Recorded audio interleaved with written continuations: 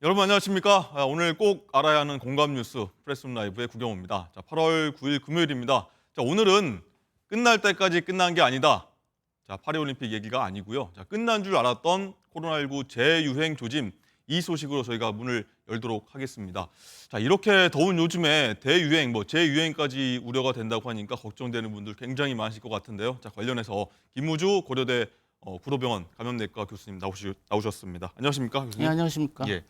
자, 이제 현장에 계시다 보니까 이 코로나19 환자들 많이 늘어난다는 걸 체감할 수 있으실 것 같은데 보니까 이 국내 코로나 입원 환자가 7월 한 달 사이에 5배로 뛰었다는 얘기가 나오더라고요.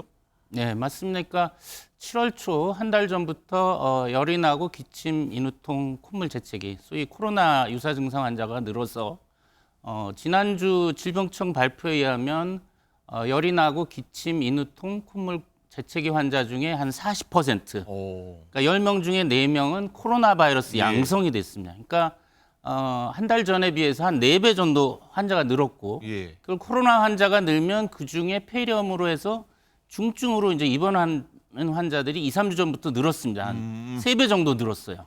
그리고 이제 그 중에 일부 사망자가 생기는. 그래서 지난 7월 한 달 내내 이제 급격하게 늘었고, 현재 병원에 중환자실 입원 환자가 늘고 있습니다. 아, 그렇군요. 어쨌든 이 치료 제도 그리고 격리 병동도 굉장히 늘어나야 될 것 같은데 덩달아서 이 많이 감염되니까 진단 키트 가격도 많이 올랐다고 하더라고요. 예, 지금 문제는 이제 사실 코로나는 건강한 성인은 가볍게 앓고 지나가는 게 사실입니다. 그렇지만은 60세 이상 또 당뇨, 심혈관, 만성 질환자, 암 환자, 면역저하 환자는 중증으로 이제 입원하거나 일부 돌아가십니다. 이분들은 예. 꼭 진단을 받고 항바이러스제 투약을 받아야 되는데 최근에 갑자기 환자가 늘다 보니까 진단 키트를 구하기도 어렵고 또 양성으로 나와도 항바이러스제를 구하기 어려운 상황이 벌어졌습니다. 급기야 어제 이제 대학병원에서도 몇몇 군데에서 항바이러스제가 품절됐다라는 이제 소식이 들려왔습니다. 예. 예전처럼 다시 품절 대란이 일어나서 줄 서고 해야 되는 거 아닌지 걱정도 되긴 하는데 자, 이번에 코로나가 걸린 분들 보면은 일반 독감이나 냉방병 앓았던 것 같은데 코로나다 이렇게 많은 분들이 알고 계시던데 이번 코로나는 좀 어떻게 좀 증상이 좀 다릅니까? 예, 지금 이제 코로나 주로 KP3 변이라고 해서 이제 2021년 11월에 남아공에서 시작한 오미크론 변이의 아마 증손자 정도 되는 굉장히 증손자. 예. 변이가 계속 돼가지고 변이에 변이까지 그렇기 때문에 이 오미크론의 특성이 전염력은 빠르고 증상은 가볍고 그러나 고위험군에서는 중증 사망이 생길 수 있는 그런 KP3 바이러스도 이제 그런 특성이 있습니다. 그렇기 때문에 사실 많은 분들이 지금 코로나19 불감증에 있어요. 별거 아니다. 나는 안 걸린다. 맞습니다. 그런 경향이 증상이 좀 있어도 있습니다. 검사 안 받고. 근데 심지어는 검사 받으려고 병의원을 검사하는 데를 찾기도 어렵고 설사 양성이 나와도 고위험군은 항바이러스 찾기도 어려운 이런 상황이 된 거죠. 왜냐하면 이제 갑자기 늘었기 때문에. 결과론적으로 보면은 이 한여름에 코로나 유행이 이렇게 급작스럽게 느리라고 이제 예상을 못한 부분이 있는 것 같습니다. 그렇군요. 말씀하셨지만 이 폭염에 가까운 여름 날씨가 이어지는데 어떻게 보면 코로나는 좀 추울 때, 좀 그럴 때 많이 걸리는 줄 알았거든요. 네. 이 계절하고 상관이 없나 봅니다. 이제 독감은 우리가 겨울에 주로 유행하지만 계절성이 코로나19 바이러스는 한 4 내지 6개월마다 유행을 해서 주로 겨울철과 여름철에 지난 우리가 2020년부터 한 지금 5년째 코로나 네. 겪어왔지만은 7, 8, 9월에 코로나 계속 유행을 했었어요. 그렇기 때문에 독감하고 다릅니다, 이거는. 그래서 지금 여름에도 유행할 수 있는 어떻게 보면은 변이 바이러스가 4 내지 6개월마다 출현하고 또 백신을 맞거나 걸려서 생긴 면역이 또 4 내지 6개월 지나면 항체가가 떨어져서 방어 효과가 떨어집니다. 그렇기 때문에 4 내지 6개월마다 유행이 이렇게 반복되는 패턴, 그러니까 겨울과 여름철에 유행하는 패턴이 당분간은 계속되리라고 봅니다. 그렇군요.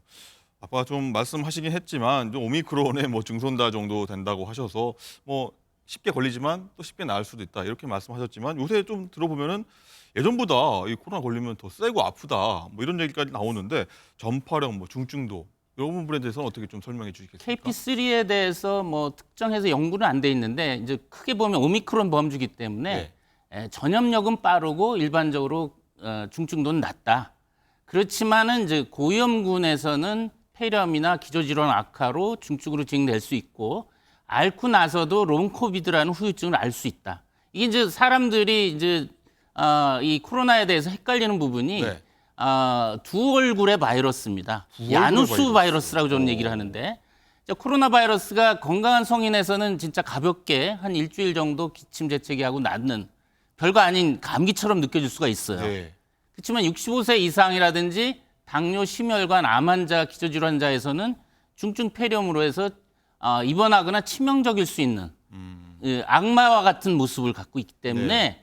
이래서 많은 분들이 혼동을 하는 겁니다. 또 하나 이제 간과해서는 안 될 것이 이게 전염력이 있는 바이러스라는 거죠. 그러니까 젊은 사람들이 나 코로나 안 걸렸어도 가볍게 앓고 문제 없어. 그렇지만 집에 가서 조부모나 주변에 그렇죠. 만성병 환자들 퍼뜨려서 제일 위험하죠. 위험에 빠뜨릴 수 있다는 거죠. 알겠습니다. 자, 근데 혹시 이런 부분도 좀 궁금합니다. 이 한번 코로나에 걸렸으면은 그 다음에 다시 감염됐을 경우에는 좀 통증이 덜한 거 아니야? 뭐 이런 게 사실인지 오해인지 궁금합니다. 맞습니다. 이제 뭐 지금 아마 우리나라 국민 중에 거의 대부분 백신을 맞거나 또는 코로나를 걸렸거나 코로나 두세 번 걸린 분도 있어요. 네. 어떤 분은 백신도 맞고 걸리기도 하고 이런 그 면역이 자연 감염이나 백신 면역으로 생긴 분들은 중증으로 가는 것을 낮춰줍니다. 현저하게. 네. 그렇기 때문에 코로나 팬데믹 시기보다 지금 사망자는 현저히 줄은 건 사실이에요.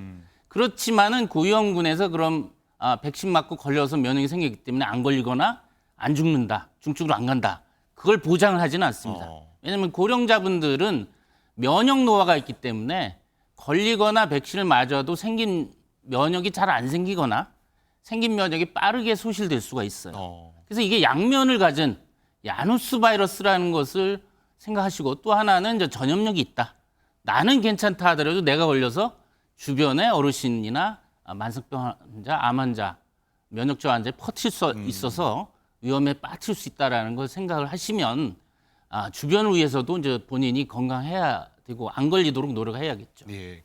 그렇다면요. 일단은 뭐 재유행, 뭐 대유행 단계로 갈 수 있다. 이거 우려가 나오고 있는데 그럼 마스크 착용 의무제로 좀 다시 돌아가야 하는 건지 그리고 또 뭐 걸릴 수 있습니다만 백신을 좀 하나씩 다시 좀 차분하게 맞아야 되는 건지 궁금합니다. 이제 과거처럼 거리두기나 마스크 의무화는 어렵겠죠. 그렇지만 적어도 고령자나 고위험군들은 대중교통기관 에서 실내에서 산밀 환경이라고 하잖아요. 우리가 밀폐된 환경 내에서 다수가 밀접 접촉하는 네. 이 상황이 코로나 잘 퍼지는 상황이기 때문에 이런 상황에서 고위험군들은 마스크 착용을 좀 권고하는 거고요. 예. 의료기관, 특히 요양병원에서도 지금 코로나 환자가 퍼져서 이제 뭐 그 제한을 하고 면회도 제한하고 자체적으로 하고 있습니다. 그러니까 의료기관과 요양병원, 고위험군이 많이 모이는 장소에 있는 의료진이나 방문객들은 마스크 착용을 권하는 게 좋다고 봅니다. 지금은 백신 접종 시기는 아니에요. 이제 10월에 돼야 JN1이라고 하는 이제 백신 접종이 아마 10월에 시작될 것이기 때문에 현재는 백신 접종은 답은 아닙니다. 네. 어쨌든 이 본인이나 가족을 위해서 좀 마스크 착용 좀 해야겠다 이런 생각이 듭니다. 알겠습니다. 오늘 말씀 감사합니다. 여기까지 네. 듣겠습니다. 감사합니다.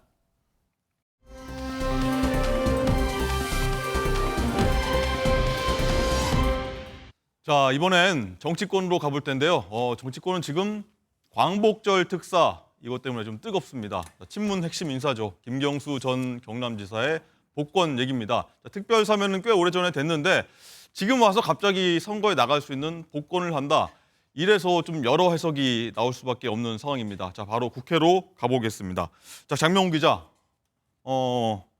법무부가요. 김경수 전 지사를 복권 대상에 포함시킨 걸 두고서 여야 정치권 반응 지금 어떻게 나오고 있습니까? 네, 어제 법무부의 사면심사위원회 회의 결과 김경수 전 경남도지사가 8.15 광복절 복권 대상에 포함됐습니다. 이제 윤석열 대통령의 결정만이 남았는데요. 이번에 김 전 지사가 복권되면 선거 출마를 비롯한 모든 정치 활동이 가능해집니다. 친노 친문 적자에 대권 잠룡으로 꼽히는 김 전 지사가 민주당 친문계의 구심점이 될 것이란 관측이 나오는데요.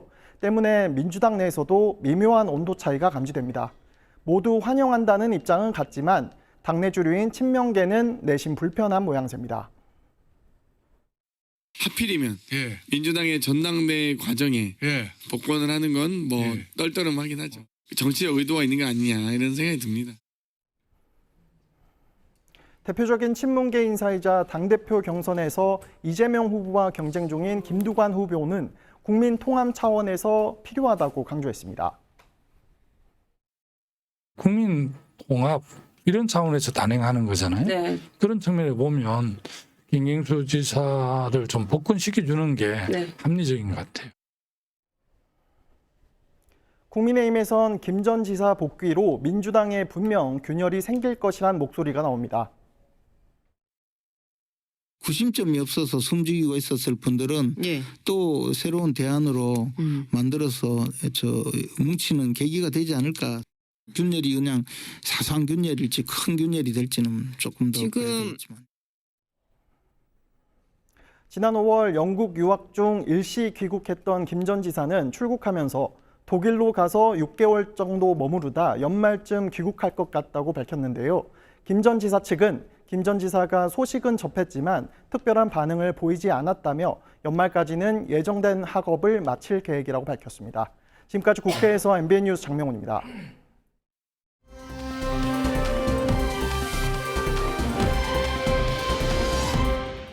네, 그럼 관련해서 정치의 맥락과 이면을 짚어줄 전문가분들과 함께 하도록 하겠습니다. 안녕하십니까? 안녕하세요. 안녕하세요. 예. 자, 들으신 대로 윤석열 정부 들어서 5번째 특사가 단행이 되는데 자, 여기에 가장 큰 관심사였던 김경수 전 지사 그리고 조윤선 전 수석이 포함이 됐습니다. 자, 강선필 대변인께 먼저 여쭤봐야 될 것 같아요. 자, 복권으로 인해서 김경수 지사가 이제 정치적 재기가 가능해졌는데 여권이라고 해야 될 것 같아요. 여권 쪽에서 김경수 지사를 이제 사면에 이어서 지금 이 시점에 복권시킨 이유 뭐라고 보십니까? 뭐 사실 두 가지가 있다고 봅니다.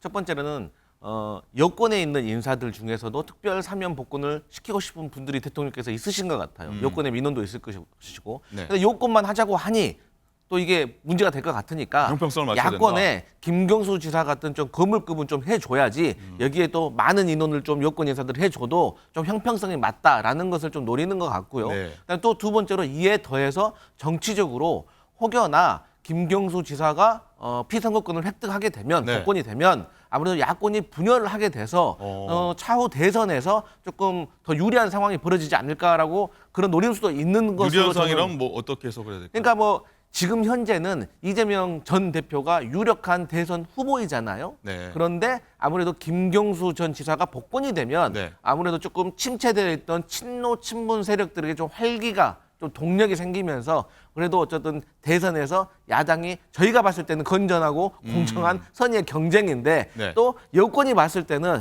이게 분열되는 거 아하. 아니냐. 그리고 혹시나 뭐 분단까지 되는 거 아니냐. 왜냐 밖에 조국 혁신당이 있기 때문에 이런 노림수를 벌이는 것 같은데 근데 사실 대통령의 특별 사면 복권은 이 재판부의 판결을 무력화시키는 어떤 상권 분립의 어떤 훼손의 어떤 위험성이 있기 때문에 네. 신중하게 해야 되는 거거든요. 네. 근데 과거의 사례를 보면 형이 확정된 지 일주일밖에 안 된 분들을 복권을 시켜주는 경우가 있어요. 그래서 지금까지는 썩 그리 좋은 어떤 사면 복권이 아니라고 야당은 평가하고 있는데 어찌 됐든지 간에 저는 개인적으로 김경수 전 지사가 사실 사면을 해줄 때 그때 복권까지 해줬어야지.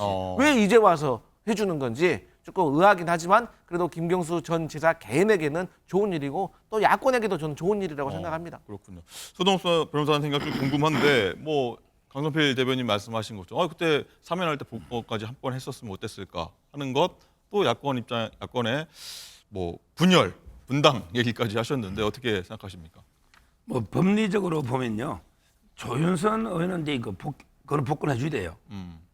그거는 이제 뭐 별 실체가 없는 거예요. 솔직히 블랙리스트라는 게 뭐 저는 판결은 났지만 상당히 좀 문제가 있는 수사와 재판이었다 이렇게 보고요. 예. 근데 김경수 지사는 이제 원래는 해주면 안 되죠. 전혀 이제 반성의 빛이 없고 그 범죄가 엄청나게 중요한 겁니다. 드루킹 여론 조작이. 그런데도 그러니까 이제 복권한- 근데 문제는 복권은 법리만 가지고 따질 수는 없어요. 예. 예를 들어 이제 여야 형평이라든지 이런 이제 정치적 고려도 안 할 수가 없거든요. 따라서 이제 아마 조윤선, 김경수 같이 이제 형평 차원이나 네. 여러 가지 이제 정치적 고려가 있었고 그 고려 속에는 뭐 자라먹의 이재명 일극 체제를 무너뜨리는 항상 그 적은 분열식이고 우리는 단합해야 된다. 이게 전쟁의 기본입니다. 네. 그런 이제 의도가 있었는지도 모르겠어요. 그 속마음 모르니까. 예. 하여튼 여러 가지 정치적 고려로 복권이 된 것입니다. 알겠습니다. 어쨌든 두 분의 어떤 추측, 분석은 좀 약간 좀 비슷했다. 이렇게 보여서 시청자분들도 어떻게 해석하실지 궁금합니다.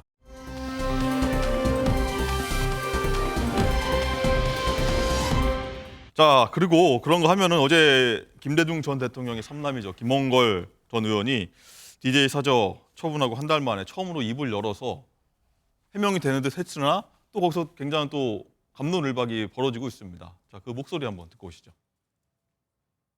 제가 재산 등록을 하면서 보니까 제가 살고 있는 아파트 하나하고 유각 한 1,000만 원이 현금이 통장에 정기금이 있더라고요. 그래서 저라도 성의를 표시하겠다.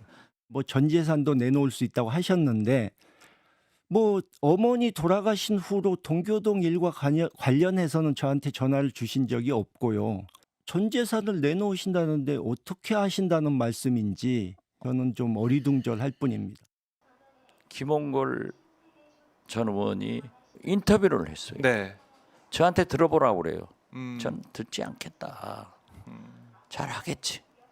아무런 대안은 내놓지 않고 진짜 엉터리 같은 얘기만 하는 거예요. 하더라는 거예요. 네, 소정욱 변호사님, 어쨌든 이 김홍걸 전 의원이 이제 사죄를 기부하겠다는 이 박지원 의원에 대해서 사전에 연락 한 통 없었다 이렇게 얘기했고, 박지원 의원 같은 경우는 또 아니 김홍걸 전 의원이 아무 대안도 내놓지 않고 엉터리 같은 얘기만 하더라 이렇게 얘기해서 진실 공방처럼 약간 번지고 있거든요. 어떻게 보셨습니까? 아마 제가 보기에 두 분 다 참 문제가 많아요. 왜 그러냐면 이게 김홍걸 이분은 이제 그 재산이 많습니다. 재산이 부동산만 한 4개 가까이요. 뭐 사실하게 100억이 넘는다는 말도 있고 100억 가까이 될 겁니다. 재산도 허위 신고, 축소 신고 논란도 있고. 네. 그리고 이제 그 차남한테 정리한 논란도 있고요. 따라서 이제 그리고 세금이 17억이에요. 그런데 그것도 분납하는 겁니다. 근데 집은 100억이잖아요. 얼마든지 이거 해결할 수가 있죠. 다른 걸 팔거나 담보대출해도. 근데 이걸 팔아가지고 차액은 누가 가질까? 원래 그 집은 이제 2호 여사 건데요. 유언은 이제 그 3명이 n분의 1로 나눠 가지라는 게 유언이에요. 그 형제들이 나눠 가지라. 예. 그런데 문제는 유언에 공정을 안 했다는 거예요. 공정 안 하니까 유언이 무효다 이렇게 우기면서 원래는 이제 계모하고 이제 자녀 간에는 상속이 안 되잖아요. 네. 2호 여사의 친 아들은 이제 그 김홍걸밖에 없거든요. 그래서 그걸 악용해서 본인 다 가로채겠다. 저는 이렇게 봅니다. 이거는 이제 그 부모의 뜻에도 반하고 아주 잘못된 거죠. 근데 박지원 의원도 잘못된 게 왜냐하면 이게 지금은 이미 돌이킬 수가 없어요. 왜? 이미 팔았잖아요. 근데 그걸 되사올 수 있나요? 모르죠. 한 2, 300억 더 몇 배 주면 모르지만 원래는 이게 취소할 수 있는 권한이 없잖아요. 근데 이제 와서 뭐 내 사저를 뭐 몇 억을 내놨겠다. 이거는 이게 버스가 떠났는데 그게 됩니까? 따라서 지금 와서 이게 생식되지. 그럼 사전에 소문이 있었거든요. 그때 좀 해결책을 강구했어야 되지 않나 봅니다. 알겠습니다. 서 변호사님 좀 개인적인 의견까지 한번 덧붙여서 한번 들어봤고요. 어쨌든 어제 김 전 의원은 DJ 사저가 팔릴 때까지 정치권에 연락이 전혀 없었다. 굉장히 무관심했다. 좀 서운한 좀 뜻도 밝혔는데 여기서 또 김대중 재단과 동교동계 의원들은 이거 제 얼굴에 침 뱉게 하는 거 아니냐라고 좀 피하면서도 불쾌한 기색을 좀 내비치고 있는데 강성필 대변인 일단은 이 동교동계 의원들 보면은 재단에서 일단 이미 지난해 2월에 상속세 이미 충분히 마련하고 액수를 지급하고 사저 인수하기로 했었는데 또 개혁을 두고 좀 집사하겠다는 큰 손 나타났지 않습니까? 이분들이 좀 때문에 김홍걸 전 의원이 변심한 거 아니냐 이렇게 주장하고 있어요. 그러니까 이제 진실 게임 공방인데요. 네. 사실 저도 이제 이 매도가 되기 전에 나름대로 동교동계 권노갑 고문이나 문희상 전 의장이나 여러 가지 얘기는 있었던 걸로 아는데 잘 얘기가 되지 않았던 겁니다. 네. 그럼에도 불구하고 제가 김홍걸 전 의원을 비판할 수밖에 없는 이유는 간단합니다. 뭐 박지원 의원이 연락을 안 했다. 뭐 권노갑 고문도 알고 있었다라고 하는데요. 네. 본인이 김대중 전 대통령의 아들이지 박지원 의원이나 권노갑 고문이 김대중 전 대통령의 아들입니까? 아니잖아요. 그렇기 때문에 본인이 또 증여를 받았기 때문에 본인 일인 거지. 그건 저는 좀 큰 틀에서 봤을 때 조금 변명이 아닌가 싶고요. 네. 저는 김홍걸 전 의원이 이걸 매도한 차익에 대해서는 공개를 해야 된다고 생각을 합니다. 그리고 본인이 인터뷰에 나와서 결론적으로 봤을 때는 내가 이걸 유지하고 싶었으나 내가 금전적으로 어려워서 이것을 민간에서 박물관으로 활용을 해서 좋은 뜻으로 시민들에게 다 이렇게 공개할 수 있는 그런 좋은 분이 나타나서 내가 이렇게 넘겼다라고 말을 했잖아요. 그런데 그러면 본인이 돈이 없다고 하는데도 지금 강남구 일원동의 아파트를 아들에게 증여를 했습니다. 네. 이게 제가 알기로도 뭐 10억 원, 12억 원 넘는 것 같아요. 그러면 이거는 뭡니까? 그러니까 뭐 부모보다 더 자식이 중요하다고 뭐 말할 수도 있겠지만 이런 것들이 앞뒤가 맞지 않는 내용. 그래서 앞서서 우리 서 변호사님께서 얘기를 해주셨기 때문에 그 부분에서 더 이상 언급하지 않겠지만 결국에는 그래서 이제 앞으로 그러면 어떻게 할 것이냐. 그러니까 박지원 의원이 말했듯이 본인이 어쨌든 6억 1천만 원이라도 내가 내놓겠다라고 했으니까 동교동계에서 책임감을 가지고 조금 모금을 먼저 한 다음에 그 다음에 어느 정도가 모이면 민주당에게 도움을 청하면 민주당에서 뭐 특별 모금을 해서 특별 당비를 좀 받든지 구성원들이 이렇게 노력을 해서 저희는 국민의 세금이 없이 이것을 민주당이 이것을 가져와야 된다. 다시 사들여야 된다. 물론 비용이 더 들 수도 있겠지만 김홍걸 전 의원의 말에 따르면 이분들이 김대중 전 대통령에 대한 업적과 그걸 기리기 위해서 무료로 시민들에게 공개할 정도로 선의가 있으신 분들이라고 하니까 저는 민주당이 이것을 해결해야지 어떤 국민의 세금을 가지고 할 문제는 절대 아니다. 왜냐? 아니 공시지가 32억짜리를 100억에 팔았잖아요. 그럼 한 70억 정도가 차익이 생긴 거 아닙니까? 뭐 경비를 빼면 얼마가 될지 모르겠지만 그래서 그런 일이 있다 저는 그렇게 평가하고 있습니다. 그렇군요. 일단은 강성필 대변인은 민주당 돈으로 해결하자는 입장인데 오늘 당 일각에서는 또 국비로 좀 해보자라는 의견이 나왔었던 것도 사실인데 여기에 대해서 또 국민의힘에서는 웬 국비냐라고 좀 반발을 했습니다. 목소리 한번 듣고 오시죠. 도대체 이 나라 좌파들은 왜 나라 돈 빼먹는 데만 혈안이 되어 있는지 모르겠습니다. 제발 민주당에서 전부 다 한 100억 원 정도 마련해서 민주당 재산을 좀 매입했으면 좋겠습니다. 그리고 나라 돈 빼먹는 일에 너무 골몰하지 마시고 그 돈으로 살아갈 국리를 좀 하는. 네, 좀 좋은 일이니까 문화재성으로 해서 좀 잘 해결됐으면 좋겠다 이런 생각이 계속해서 일주일 동안 반복되고 있는데 그런 생각.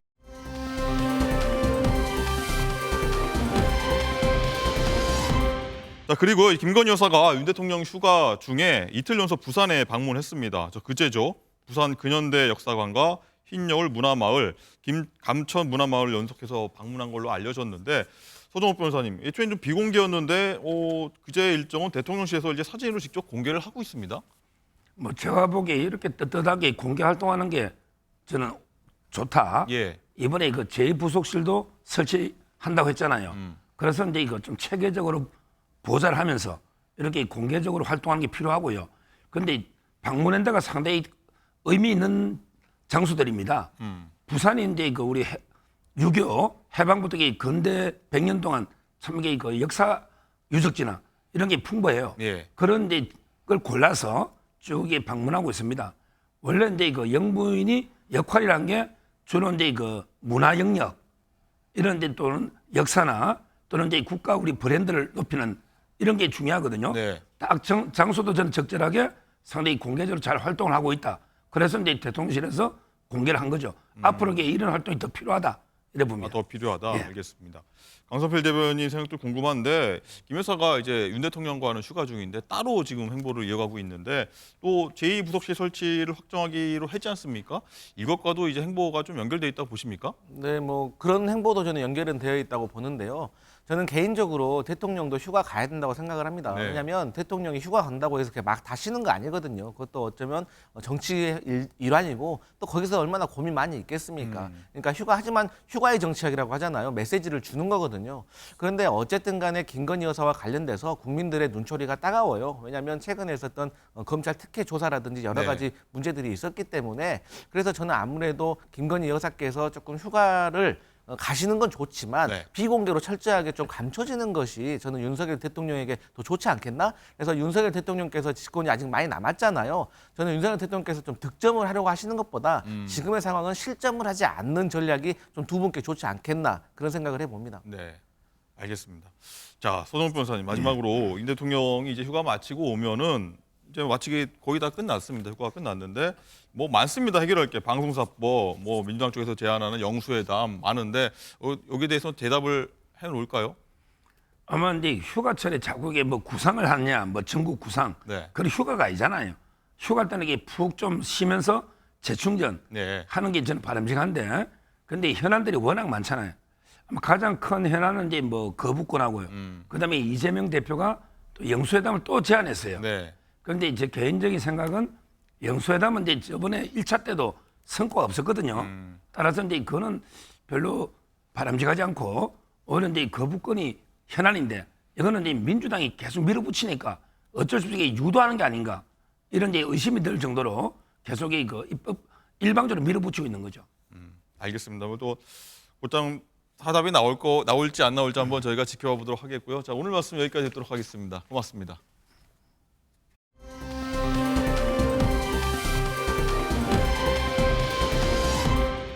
네, 관련 내용은요. 홍종선 대중문화 전문기자와 함께 하도록 하겠습니다. 안녕하십니까? 안녕하세요. 예.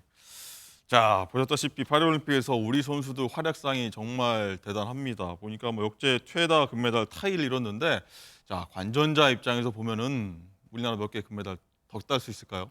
제가 감히 몇 개라고 말씀을 네. 못 드리겠는데 저는 한 가지는 말씀드리고 싶은 게 있어요. 과연 우리 대표팀의 어떤 임원진들께서는 우리 선수들의 기량을 제대로 파악하고 계셨나? 최대 5개라고 얘기했었거든요. 근데 이미 13개예요. 2배가 넘었고 앞으로 올림픽 기간이 또 남아 있어요. 그런 상황에서 저는 과연 우리 선수들, 이 MZ세대들의 이 기량이나 이런 거 현장을 제대로 좀 파악하고 싶은다. 그러나 그래도 기쁜 소식이죠. 네. 이 젊은이들이 이렇게 잘해주고 어떠한 만약에 선배가 있고 후배가 있는데 그럼 후배들이 대부분 더 좋은 성적을 보이고 있고 이런 부분들. 그래서 태권도 종주국인데 또 경량급, 남자 경량급에서도 처음으로 또 이런 금메달도 나오고 이런 식으로 매일매일 자고 나면 제일 궁금한 게 또 땄겠지? 네, 맞아요. 뭐 있을 거야? 이제 이런 믿음이 생겼어요. 화면 나가는데 지금 13개여서 하나만 더 따면 역대 최다 메달 기록입니다. 맞습니다. 저는 그거는 달성하리라 이렇게 기대를 하고 어디서 나올 있고요. 걸로 보십니까, 금메달 더? 제가 스포츠 전문 기자는 네. 아니라서 이게 무엇인가 이게 영화의 흥행 관객 수를 묻거나 이런 거 상당히 너무 네. 어려워서요. 좀 답을 자제하겠습니다. 뭐 우상혁 선수도 있고요. 근대호 중에 전웅태 선수도 있고요. 뭐 여러 개 네, 나오지 않을까 맞습니다. 저희도 한번 기대해 보겠습니다. 자, 그리고 올림픽 얘기하면은 안타깝게도 이제 배드민턴 안세영 선수 얘기 안 할 수가 없는데, 자, 폭탄 발언하고 귀국해서 추가 입장 내놓을 걸로 했는데 입장을 안 밝히고 좀 입을 닫았습니다. 근데 추가로 이제 자기가 이 말을 아꼈던 이유를 밝혔어요.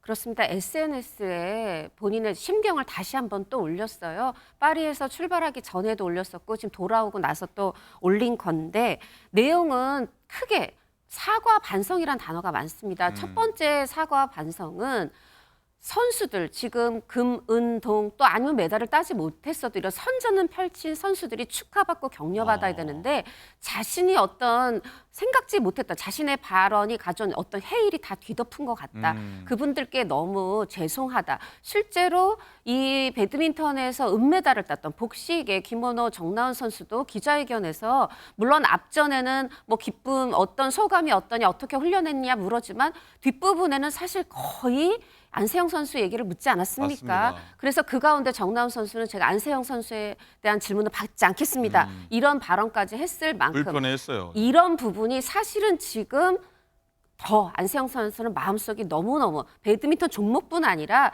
다른 타 종목 선수들까지 합해서 지금 마음이 무거워진 것 같고요. 네. 또 하나의 이제 죄송한 마음을 전한 거는 그런 뭔가 한국에 돌아오면 말한다고 그랬으니까 입을 열겠구나 해서 공항을 찾아줬던 기자분들 또 그리고 본인의 답을 본인의 입에 어떤 주목해 주셨던 국민 여러분 이런 것들에 대한 이제 사과를 전하면서 중요한 거는 앞으로 좀 더 신중하게 그러나 제대로 다 이제 의견 모아서 말씀드리겠다. 언제 올림픽 다 끝나면 이러고 말하자면 본인의 입장 발표의 시기를 올림픽 뒤로 끝나고. 모든 선수들이 축하 다 받을 만큼 받은 뒤로 연기한 상황입니다. 네, 역대 최다 금메달 우리나라 선수단 한 다음에 폐막하고 뭐 1월 날 밤이죠. 새벽인가요? 그때 이제 폐막하니까 아마 또 다음 주 월요일, 화요일 뭐 이때쯤 뭔가 좀 크게 나오지 않을까 기다려 보도록.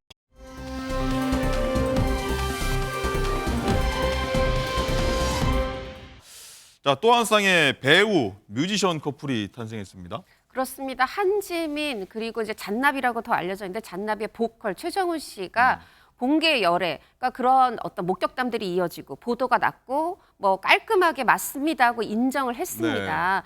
두 사람이 이제 10살 차이다. 10살 차이요. 네, 그 최정훈 씨가 32살입니다.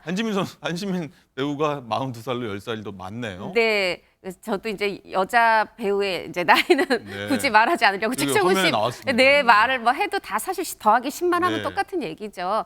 그래서 이제 그런 부분 나이 차도 있는데 그리고 사실은 분야가 다르잖아요. 한쪽은 배우고 한쪽은 가수고 이제 이러다 보니까 어머 두 사람 어떻게 만났어? 그러니까요. 이제 이런 부분부터 관심을 받고 있는데 사실은 두 사람이 그러니까 이 사귀기도 전에 한지민 씨가 저 잔나비 팬이에요. 콘서트 다녀왔어요. 하면서 콘서트 가서 더 팬이 돼서 그 이 잔나비가 진행하는 방송에 나가기로 결정했어요. 이런 얘기를 알렸었어요. 어허. 그리고 또 최정훈 씨도 그 말하자면 본인 방송의 마지막 회 게스트로 평상시에 한지민 씨 너무 팬이어서 또 우리를 좋아하신다고 해서 한지민 씨 외에는 마지막 게스트를 생각하지 않았다.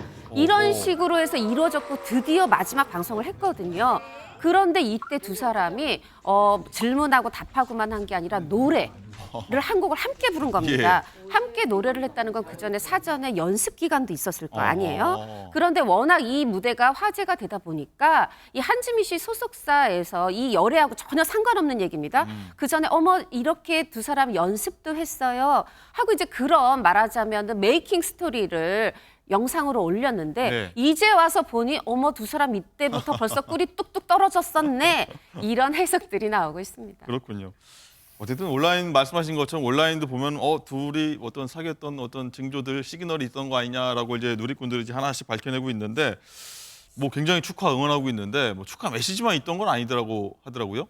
그렇습니다. 그러니까 뭐 연애를 하는데 특히나 만약에 내가 한지민 언니를 혹은 한지민 씨를 좋아하는 팬들이다 그러면 국민 신우이도 되고 네, 시어머니도 되고 시아버지도 돼서 조금 불편함을 표현을 하는데 이번에는 단순히 나 그냥 쟤랑 마음에 안 들어 둘이 어울리지 않는 것 같다 이런 차원은 아닙니다. 이 최정훈 씨 정확히 말하면 그 부친이 실제로 이제 그 경제사범으로 2022년에 징역 3년을 선고받았습니다. 잠깐 또 이 과정을 설명을 해드리면 이제 최정훈 씨의 말과 합해서 말씀을 드리면 본인 이제 어렸을 때는 굉장히 아버지 사업이 성업을 해서 유복했다 그래요. 그런데 2012년경에 아버지 사업이 실패했고 그때가 바로 잔나비가 데뷔한 때입니다. 그러니까 말하자면 본인이 데뷔할 때부터는 어려운 상황 속에서 바닥부터 차근차근 올라왔다 그걸 계속 강조해 왔었어요. 그런데 이제 이 아버지가 2017년에 용인에 있는 어떤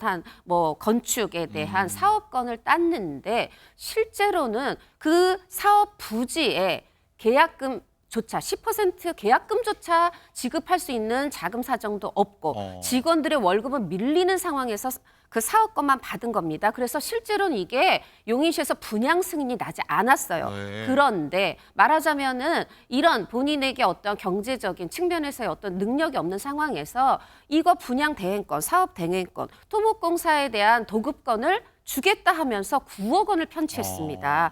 9억 원을 편취했는데 이거에 대해서 당시에 최정훈 씨가 아니다. 우리 아버지가 오히려 지금 이 헐값에 9억 원이라는 헐값에 이 사업권을 강취당하는 입장에 또 이런 입장문도 냈는데 결론은 법이 어떻게 판단했느냐겠죠. 법정에서는 말하자면 이 9억 원에 대해서 그 대가로 제공할 사업권에 대한 권한도 의사도 능력도 없는데 9억 원만 받았다. 이렇게 해서 실형 3년이 나온 겁니다. 하다 보니까 결국은 되짚어보면 최정훈 씨가 아버지 말만 듣고 법과 어긋나는 변명을 했던 거 아니냐 이런 식이 되면서 우리 데뷔 지금 뭐 연수를 말씀드리기 그런데 데뷔 26년 동안 아무런 어떤 잡음도 없었던 이 한지민 씨의 짝과 어울리느냐 이런 부분을 두고 우려하는 분들도 일부 계시다 이렇게 말씀드릴 수 있겠습니다. 다 떠나서요. 두 사람 만남이니까 한번 예쁘게 그럼요. 한번 지켜보도록 하죠. 네. 자, 그리고 다음 연예 소식은요. 조금은 안타까운 소식입니다. 트로트 가수 양지은 씨 다들 많이 기억하실 텐데 부친상을 당하셨다고 하더라고요. 네, 양지은 씨가 효녀다. 그 얘기는 아마 지금 시청하시는 많은 분들도 알고 계실 거예요. 심지어 굉장히 전도 유망한 국악인이었는데 네. 이제 아버지가 당뇨 합병증으로 신부전증이 오고 2010년에 그래서 본인의 왼쪽 신장을 떼어주게 됩니다. 그랬군요. 그 결과 배의 힘이 굉장히 중요한데 그 힘을 잃게 돼서 본인이 유일하게 잘하기도 하고 사랑하는 국악을 못하게 됐었어요. 근데 결국은 그렇게 해서 이제 뭐 결혼하고 아이 키우고 이렇지만 이렇게 트로트 가수로 이제 성공을 하게 됐고 이러한 어떤 효녀담 이런 게 이어지면서 또 많은 팬들이 양진 씨를 더 사랑하게 됐거든요. 그렇게 한 14년 전에 고비를 딸의 신장으로 고비를 넘기셨던 아버지가 이번에는 어떻게 보면 고비를 넘기시지 못하고 중환자실에 계시다가 결국은 투병 끝에 이제 별세를 했고 그냥 양지은 씨가 우리는 알지 못하는 어떤 부친상을 당했다가 아니라 그 이 부녀지간에 있었던 인생 스토리를 많은 팬들이 알고 계시기 네, 때문에 지금 경문한 모습도 보이네요. 그렇죠. 이 부친상을 두고 또 더욱 더 많은 분들이 안타까워하고 계십니다. 그렇군요.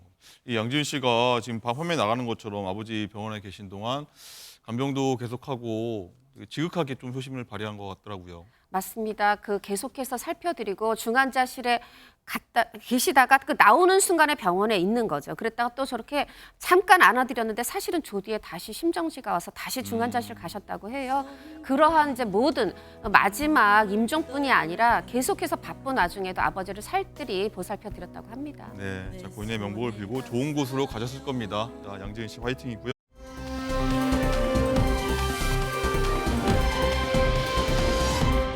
네, 지금부터는 사건 전문가들 모시고 사건 속으로 들어가 보도록 하겠습니다. 안녕하십니까? 네, 안녕하십니까. 어서 오십시오. 네. 자, 첫 번째 사건은요. 한 유명 국악인 얘기인데 이 국악인이 굉장히 추태를 벌였다라고 해서 굉장히 충격적인 소식입니다. 자, 이수정 교수님, 이 유명 국악인이 11살 제자를 성추행했다고 해요. 네, 뭐 지금 2020년에 여름에 일어났던 사건인데요. 지금 11살짜리 이제 제자, 이 사람은 국가무형유산 이수자라 가지고 지금 뭐 예중이나 예고 가는 사람들 레슨도 많이 하고 그랬던 것으로 알려지고 있습니다. 그런데 이제 11살짜리 제자를 엘리베이터 앞에서 추행을 하게 된 거고요. 그것만이 아니라 뭐 여러 가지 이상한 이제 발언을 했는데 뭐 아이에게 뽀뽀해주겠다, 생리는 하느냐, 양은 얼마나 되느냐, 뭐 아빠 몰래 엄마랑 사귀면 안 되냐 네? 하면서 지금 심지어는 수영복 입은 여자 사진을 아이에게 보여주기도 했다고 합니다. 11살짜리. 11살짜리한테. 네.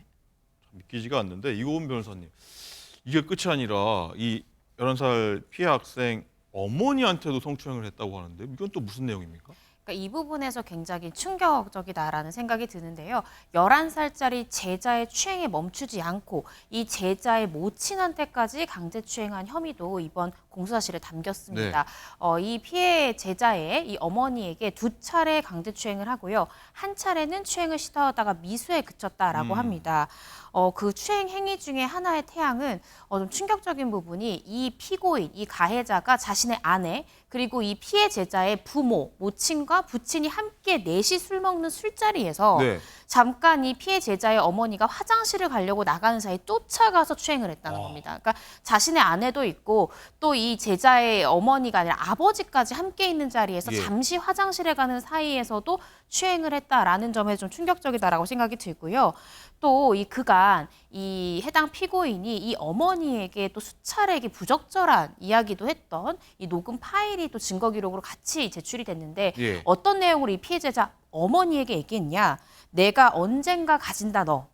언젠간 당신 내 여자야. 이렇게 통화를 했던, 이야기를 했던 녹음 파일까지 증거로 제출됐다고 합니다. 야, 이수정 교수님, 이 스승이 어떻게 스승을 떠나서 어떻게 사람이 이럴 수 있을까 싶기도 한데 또 하나는 이 어머니는 뭐 굉장히 충격적인 상황을 당하면서도 왜 묵인했을까라는 좀 생각도 들긴 하거든요. 글쎄 이제 그 대목이 아마 학부형이라서 그랬던 것 같다. 학부형이라서. 이런 이제 생각을 할 수밖에 없는 게 이분한테 따님이 아마 예중을 가기 위한 레슨을 받았던 것 같고 그러다 보니까 꾸역꾸역 참고 있다가 문제는 나만 이제 괴롭히는 줄 알았는데 따님을 통해서 지금 이제 딸까지 피해를 당했다고 이제 보고를 받으니까 도저히 참을 수가 없었던 것 같아요. 그래서 입시를 한 달 남겨놓고서는 지금 발고를 한 사건입니다. 그렇군요. 어쨌든 이 뭐 얘기를 들어보니까 뭐 사람을 좋아하고 정이 많아서 뭐 그랬다 이런 얘기까지 나오고 있는데 자, 가정인 아버지한테 이런 변명을 내놨다고 하는데 이거는 어떻게 이해를 해야 됩니까?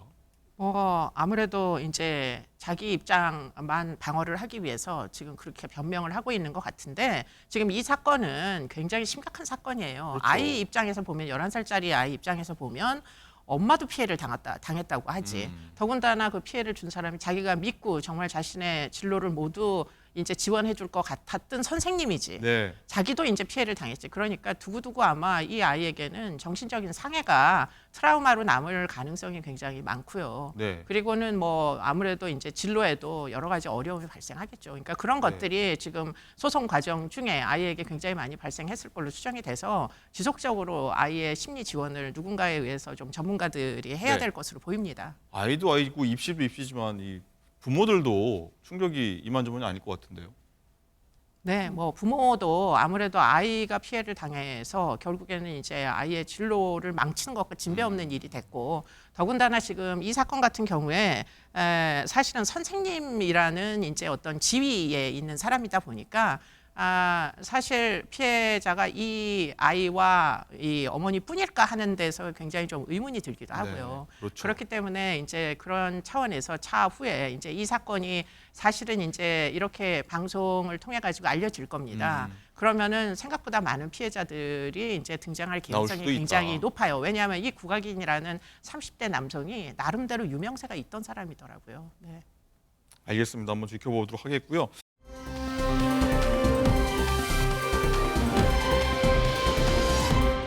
자, 다음은요. 이 뺑소니 혐의로 구속 기소됐죠. 트로트 가수 김호중 씨 얘기 저희가 해볼 텐데 이건 변호사님, 이 음주운전 하면 이제 김호중 씨가 네.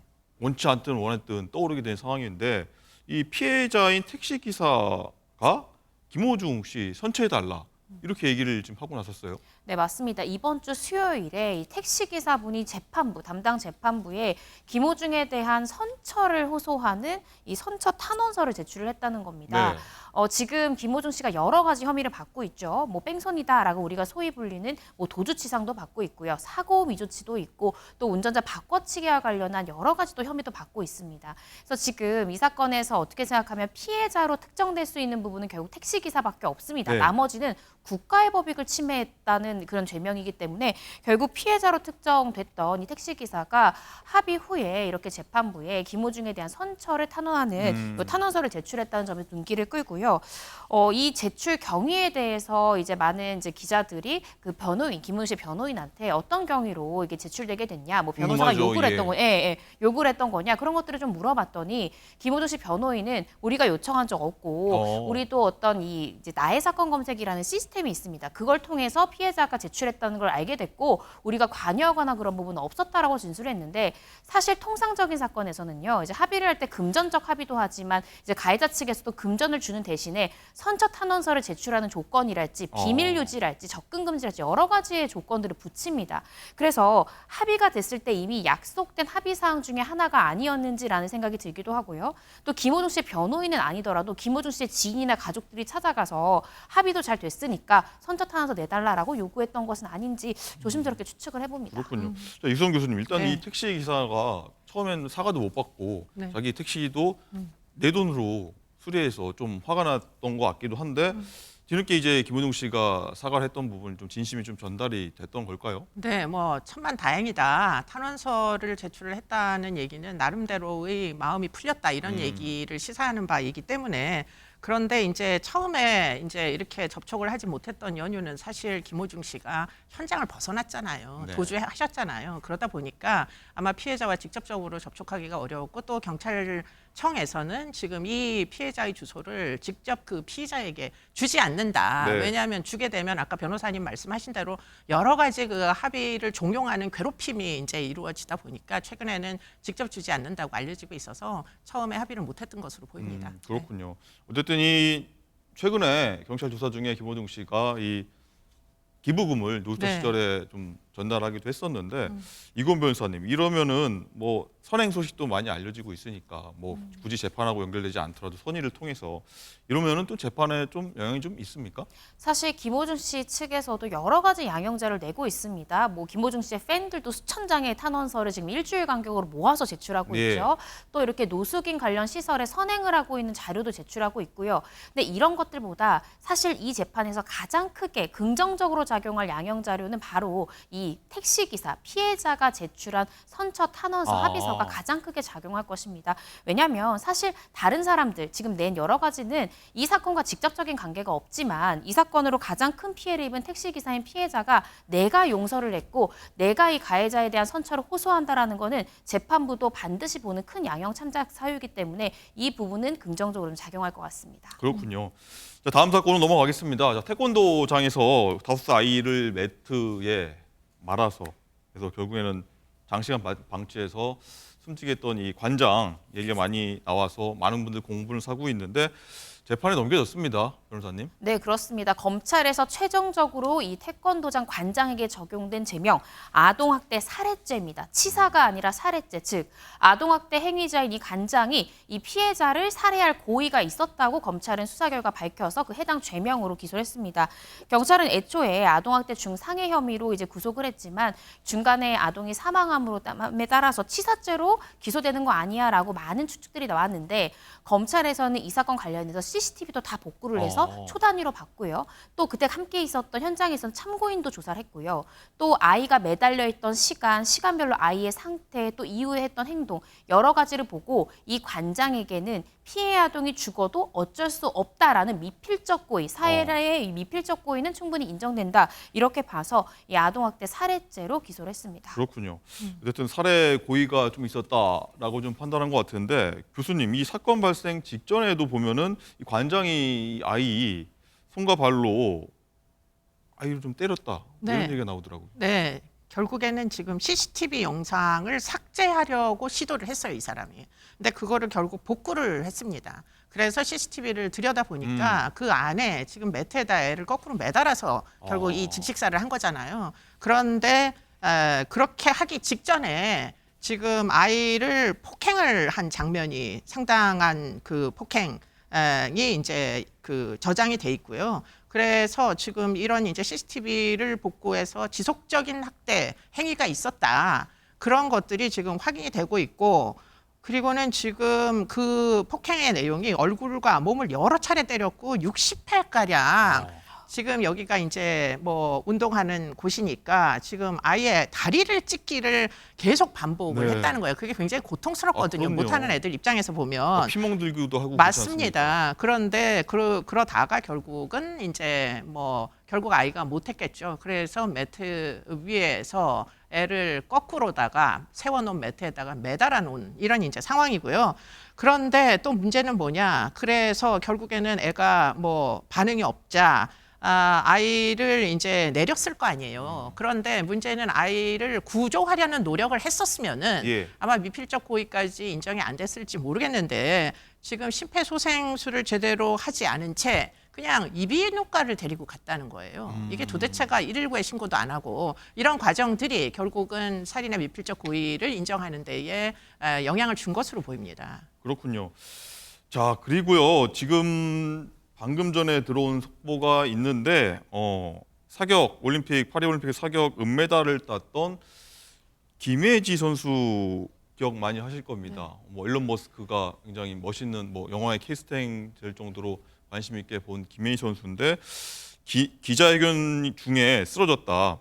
실신이 있어서 심폐소생술을 진행받고 있다. 다행히 응급조치로 회복이 됐다.